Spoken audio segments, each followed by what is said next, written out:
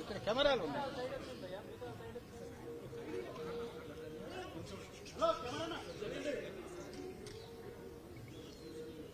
అజయ్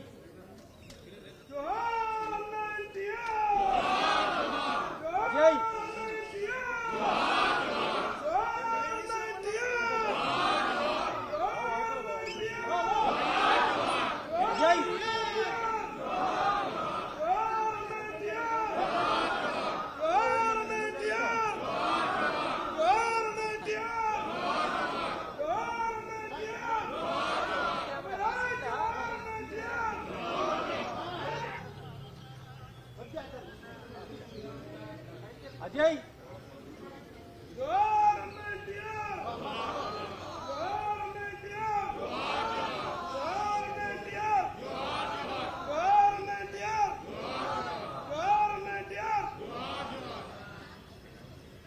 అజయ్ అజయ్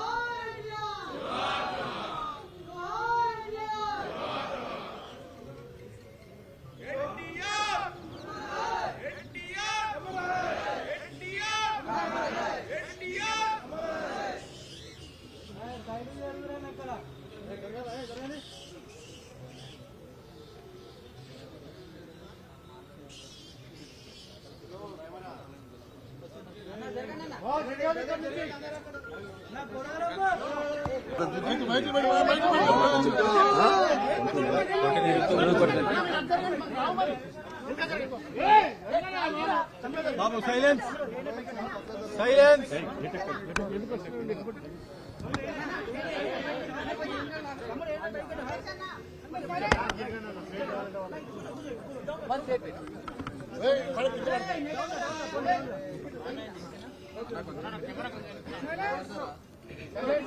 అందరికీ నమస్కారం. ఈ భూమి మీద అందరూ పుడతారు గెడతారు, కానీ అందరు మహానుభావులు కాలేరు. ఒక మనిషి మహోన్నత విజయపథంలోకి నడవాలంటే, అత్యున్నత శిఖరాలకు ఎదగాలంటే సత్సంకల్పం కావాలి, అకుంఠ దీక్ష పొందాలి, నీ దారిలో నువ్వు నడవాలి అని మా నాన్నగారు నాతో ఎప్పుడు చెప్తుండేవారు. ఎన్నో సందర్భాల్లో అని చెప్పడం జరిగింది. ఎన్టీఆర్ అంటే కేవలం నందమూరి తారక రామారావు కాదు, ఏంటంటే నటనాలయం, ఆయన ఇల్లు ఒక నటనాలయం, అందులో ఆయన ఒక నటరాజు నటసింహుడు. టీ అంటే తారమండలంలోని తారక ధృవతారకుడు, ఆర్ అంటే రాజర్షి రారాజు, రాజకీయ దురంధర యుగంధరుడు, రమణీయ రమ్య కమనీయ సౌమ్య గుణదాముడని. మొన్ననే ఆయన శత జయంతి జరుపుకోవడం జరిగింది. తర్వాత ఆయన సినిమా పరిశ్రమకు వచ్చి 75 సంవత్సరాలు మన దేశం ఆయన మొదటి సినిమా. ఆ సినిమా యొక్క ఉత్సవం కూడా జరుపుకోవడం జరిగింది. ఇప్పుడు రామారావు చూసుకుంటే, ఆయన సినీ రంగ ప్రస్తావన చూసుకుంటే, మరి ఆయన నటిస్తుంటే పౌరాణికాలు ప్రాణాలు పోసుకున్నాయి, జానపదాలు జాబిలీలు అయ్యాయి, సాంఘికాలు సామాజిక పరిగమనాలు అయ్యాయి, పద్యం పాట పదునెక్కింది, పాట పదునెక్కింది, పద్యం పాట నాట్యం నేర్చింది, కళామ తల్లి కన్నుల పండుగ చేసుకుంది, కళకళలాడింది, గలగల నవ్వింది. అంటే ఇక్కడే కాదు, మన దేశంలోనే కదా, ప్రపంచంలో ఎక్కడ చూసినా కూడా అటువంటి నటధీరుడు, అలాగే నటనలో ప్రయోగాలు చేసిన నటనాచార్యుడు, అలాగే పాత్రలో పరకాయ ప్రవేశం చేసి ఆ పాత్రలను ఆయన అణువణువులో జీర్ణింపు చేసుకుని ఆ పాత్రలకి న్యాయం చేసిన నట ధీరుడు నందమూరి తారక రామారావు గారు. మనం ఎక్కడ వెతికి చూసినా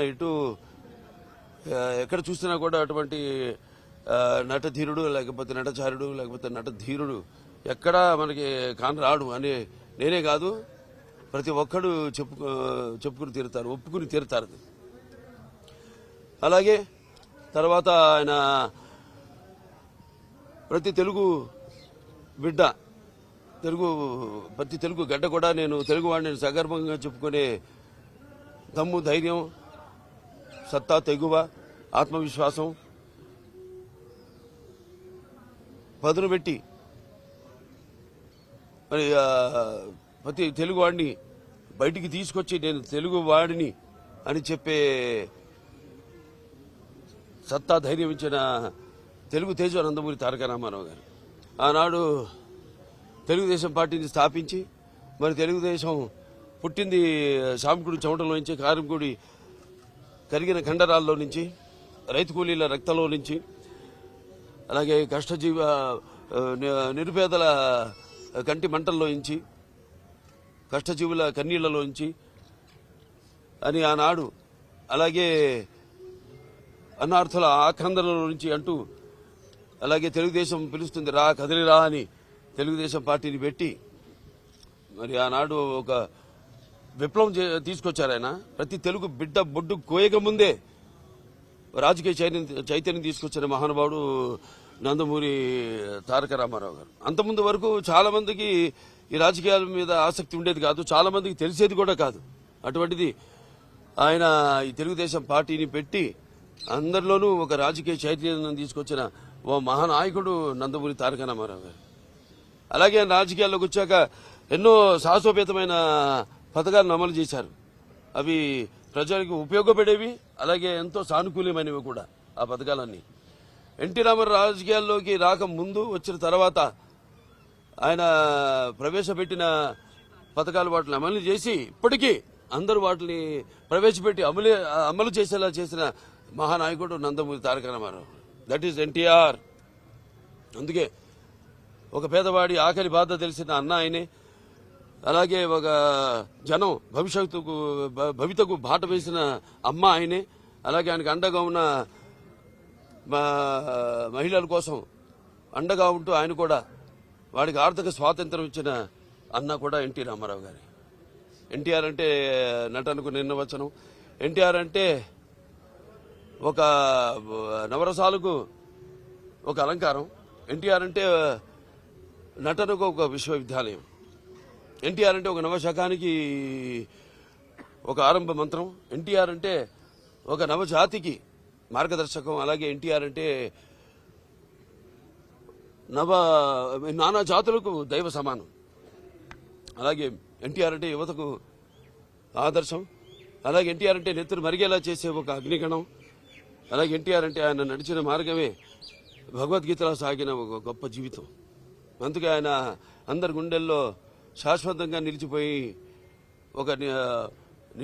ఒక నిత్యామృతాన్ని తాగిన దేవుడిలా మారాడు. అటువంటి వాళ్ళకి మరి మరణం ఏది? ఆయన ఎప్పుడు నిత్యం వెలిగే ఒక మహత్తర జీవిత విధానం నందమూరి తారక రామారావు. ఎన్నో సంస్కరణలు ఇవాళ అక్కడ ఎన్డీఏ చైర్మన్గా ఉంటూ కూడా ఆయన మొత్తం కేవలం మన రాష్ట్రమే కాదు దేశం అంతటికి కూడా ఎన్నో అటు రైతులకి రుణమాఫీ విషయంలో అయితే మన రాష్ట్రంలోనే కాదు మొత్తం దేశమంతా కూడా రైతులకి రుణమాఫీలు చేయించడం జరిగింది ఆయన.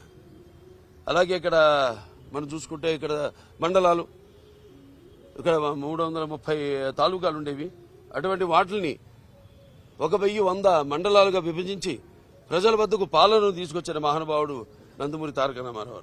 అలాగే మహిళల కోసం అటు పద్మావతి యూనివర్సిటీ స్థాపించడం అయితేనేమి, లేకపోతే తండ్రి ఆస్తులో సమాన హక్కు కల్పించడం అయితేనేమి, 2 రూపాయలకు కిలో బియ్యం ఇవ్వడం, అలాగే చేనేత కార్మికులకి వాళ్ళకు కూడా ఒక చేయూతనివ్వడం, ఆనాడు చేరా ధోవతి, అలాగే ఎన్నెన్నో చూసుకుంటే ఎన్నెన్నో.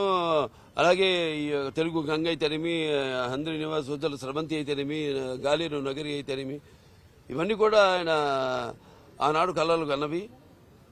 అలాగే తెలుగు గంగ ద్వారా ఆయన అటు రాయలసీమ చిత్తూరు జిల్లాకి నీళ్ళు ఇచ్చి సస్యశామలం చేయడమే కాదు, అటు ఎక్కడైతే ఆయన పెరిగి అంత మహానటుడయ్యాడో చెన్నై నగరానికి కూడా నీళ్ళిచ్చిన మహానుభావుడు అభినవ భగీరథుడు నందమూరి తారక రామారావు గారు. ఇలా చెప్పుకుంటూ పోతే ఎన్నెన్నో. అలాగే పక్కా ఇళ్ళు అంటే కాంక్రీట్ ఇళ్ళు పేదలకు కట్టించిన మహానుభావుడు, కూడు గూడు గుడ్డ సిద్ధాంతంతో ఆనాడు ఈ యొక్క ఒక దేశంలోనే ఒక విప్లవాన్ని తీసుకొచ్చిన మహానాయకుడు నందమూరి తారక రామారావు గారు. ఇప్పటికీ 29 ఏళ్ళైంది ఆయన అంటే శివైక్యమై లింగైక్యమై ఆయన పరమపదించి. అయినా ఆయన ఎక్కడికి పోలేదు. ప్రతి తెలుగువాడి గుండెల్లో గూడు కట్టుకుని చిరస్మరణీయుడిగా ఉన్నాడు ఆయన. ఆయన అనుసరించి ఈనాడు ఎంతోమంది లక్షల కోట్ల మంది కార్యకర్తలైతేనేమి ఆయన స్ఫూర్తిగా తీసుకుని ఆనాడు ఎంతోమంది కార్యకర్తల నుంచి నాయకుల్ని తయారు చేశారు రామారావు. అలాగే కాకుండా అంతవరకు ఒక పంథాలోనే పెడుతున్న రాజకీయాన్ని మార్చి చదువుకున్న వాళ్ళని కూడా అటు డాక్టర్లు అయితేనేమి, ఇంజనీర్లు అయితేనేమి, గ్రాడ్యుయేట్స్ అయితేనేమి, పోస్ట్ గ్రాడ్యుయేట్స్ అయితేనేమి అందరిని కూడా రాజకీయాలకు తీసుకొచ్చారు మహానుభావుడు నందమూరి తారక రామారావు. ముందు కూడా ఆయన్ని అందరం మన స్ఫూర్తిగా తీసుకుని ఆయన ఆశయాల్ని ముందుకు తీసుకెళ్లాల్సిందిగా, మాకు అందరికీ కూడా ఒక శక్తిని ఇవ్వాల్సిందిగా ఆ మహానుభావుని కోరుకుంటూ, అలాగే ఆయనకి ఘన నివాళులు అర్పించుకుంటూ నేను సెలవు తీసుకుంటున్నాను. ఎన్టీఆర్ जब तक चांद सूरज रहेगा, जब तक चांद सूरज रहेगा, जब तक चांद सूरज रहेगा,